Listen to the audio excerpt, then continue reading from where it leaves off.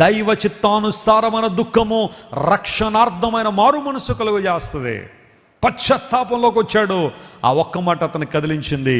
ఆ ఎగ్జిబిషన్ నుంచి బయటికి రాగానే అక్కడ దేవుని మందిరం ఒకటి ఉంది, ఇట్లనే ఆరాధన జరుగుతుంది. అందరూ కూడా ఆరాధనలో కూర్చున్నారు.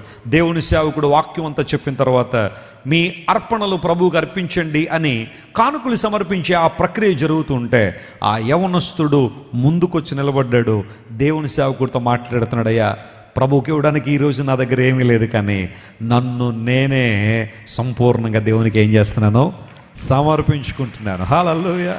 I would like to surrender myself to the will of God.